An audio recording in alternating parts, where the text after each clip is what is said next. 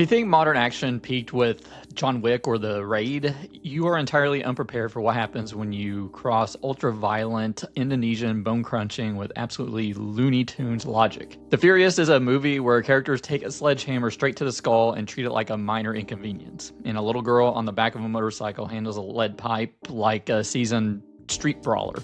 It is gloriously unhinged live-action fighting game masquerading as a kung fu buddy cop flick, and it proves that the genre is still alive, well, and completely out of its mind.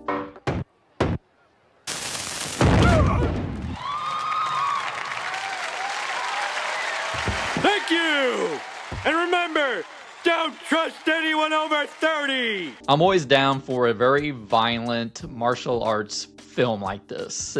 They're usually on streaming now. Sort of like The Shadow Strays and The Night Comes For Us. And this is right there up with them with the fighting and the violence. And it doesn't take itself very seriously at all. It's like every single character feels like they were pulled from Tekken or Mortal Kombat. They all have this like distinct flavor of fighting styles that mix up the fight scenes throughout. Yeah, see Miao bringing this lightning fast, hyper intense Wushu elegance. You contrast that with Joe Taslim's grounded, frantic Judo. And Brian Lee, he's operating as like a literal human demolition ball, just throwing himself literally into fights. And the tone is like a beautifully violent cartoon. It's got this bleak, gritty underworld aesthetic with absolutely like over-the-top comic book absurdity. You know, the plot is pretty thin, but the movie is almost completely bypasses traditional mid-movie slumps though. It is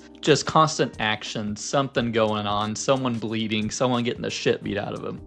The director Kenji Tanigaki treats like the narrative like exposition like it's an annoying chore. He just wants to rush to get to the playground, and I salute him for that. So what's the movie about? Xiao Mao plays Wang Wei, a quiet, mute tradesman whose life is violently upended when a ruthless criminal syndicate kidnaps his fierce young daughter Rainey. In his desperate hunt to tear Bangkok apart to find her, he crosses paths with Naven, played by the martial arts powerhouse Joe Taslim. Naven is an investigative journalist hunting for his missing wife, and together they form a classic, reluctant buddy cop alliance. The frantic everyman and Wei acting as a silent, unstoppable force of nature, this mismatched duo has to fight their way through an escalating gauntlet of specialized assassins, corrupt institutions, and psychopathic enforcers just to survive the night. It is a straight line from point A to point B, where point B is paved entirely with broken bones. Sam Miao was like the legendary child actor from the 90s who played Jet Li's son in The New Legend of Shaolin and My Father is a Hero. So it's a Jet Li full circle. And it's kind of beautifully poetic. I mean, Sam Miao spent his childhood being protected by a legendary cinematic father, and now in The Furious, he's the patriarch tearing through an empire to save his own kid. There were complaints at TIFF and Beyond Fest with stiff dialogue and slightly clunky ADR and overdubbing, which I noticed. I was worried that the whole movie is going to be dubbed from the beginning. I'm like, oh my god, is this dubbed? But it wasn't. But there are certain scenes where it is dubbed. And clunky dialogue, that's kind of a given to me already.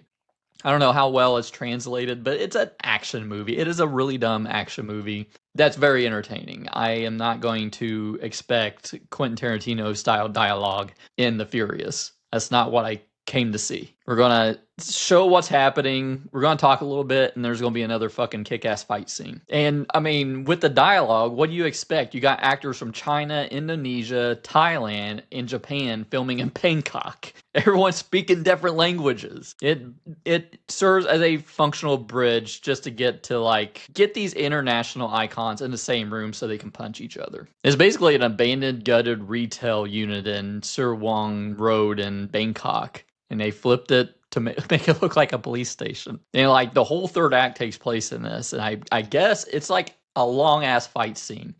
And apparently it was an 18-day shoot just for that third part, which makes it totally worth it. So the director Kenji Tanigaki, he transitioned from being Donnie Yen's right-hand choreographer to a solo director and his philosophy, and it shows in this movie that everything is a weapon. There's like a playfulness to the choreography, especially in the octagon cage sequence. It turns into a 5-way brawl. I mean, everything is used. You got props, you got walls, and structural constraints just aren't obstacles. They're like part of the movement. And Joe Taslim, I mean, he is awesome when he's in fighting scenes, but it seems like he's pulled back here a little bit.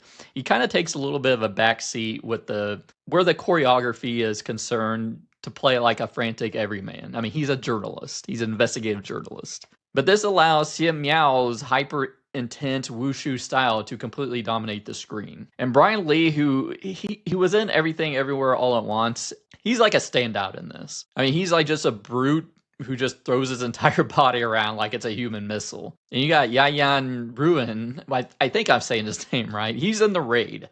And you know who I'm talking about. I'll just throw a picture of him up here. But yeah, he's like a deadly assassin archer. And as I said before, like it's got like almost flawless momentum. The pacing is just nonstop. Even though the story is just basic as hell. As a kung fu sort of buddy cop movie, it never really drags. Now, I like the dynamic between the two leads. That would be Miao and Taslim. Towards the end, I was pulling for both of them. They had this kind of brotherly thing going on because even during the fight scenes, when someone was about to get stabbed, the other guy would come in and save him. Now, it gets pretty violent, but I think in the third act, holy shit, they go bonkers in that. They're getting stabbed, they're getting sliced up, they're getting their fucking heads hit in with a sledgehammer. And they never stop. They never stop. It's just so over the top and so hilariously unhinged that I can't just... I'm in awe, really. Brian Lee takes a sledgehammer to the head around the middle of the movie, and he doesn't die. He doesn't get knocked out. It is just crazy comic book, cartoon, video game violence in the best possible way. I mean, there is some dark stuff in there, like child trafficking, and I mean, it's got this pitch black grit to it, but it's also got that pure comic book joy. Now, I mean, it didn't blow me away. I think I like something like The Night Comes For Us and The Shadow Strays better than this because it has some twists and turns in the plot, and it gets pretty dark in those, which kind of surprised me. I don't expect that from action movies. So on a story level, I don't think it's on par with those. And there are some scenes with some slightly dodgy CGI elements to it. I could see they use it in some of the fighting, and then there's like ice bricks that they're throwing at each other, and it just looks like a video game. It didn't take me out completely. I mean, I'm talking about how ridiculously over the top this is, but it is there and it was noticeable. And the whole third act was just glorious. It was bringing me back around, and I think the actual final defeat of like the main bad guy felt a little underwhelming, especially compared to the absolute madness that preceded it. If you're going into this thinking you're going to get a deep, poignant deconstruction of grief and institutional corruption, this isn't your movie. The Furious knows exactly what it is, and it refuses to apologize for it. This is a movie custom built for the martial arts purists, the crowd that tracks stunt coordinators like their star quarterbacks. If you love gritty, relentless energy of the Southeast Asian action wave, but occasionally wish it had the unhinged, gravity-defying joy of a Saturday morning cartoon, this is your holy grail. And despite some spotty and noticeable CGI in the midsection and a final antagonist defeat that feels a little bit underwhelming after such a spectacular gauntlet, the sheer momentum of this thing is infectious. Kenji Tanigaki has delivered a relentless, bone-breaking playground of a movie that lets Xiao Miao finally claim the action superstar throne he's been working towards since he was a kid. It's loud, it's hokey, it's delightfully violent, and it never slows down long enough for you to complain about the plot. I'm giving The Furious a very solid 3.5 out of 5. Check out one of these videos by my head. Thanks for watching, and I'll see you next time.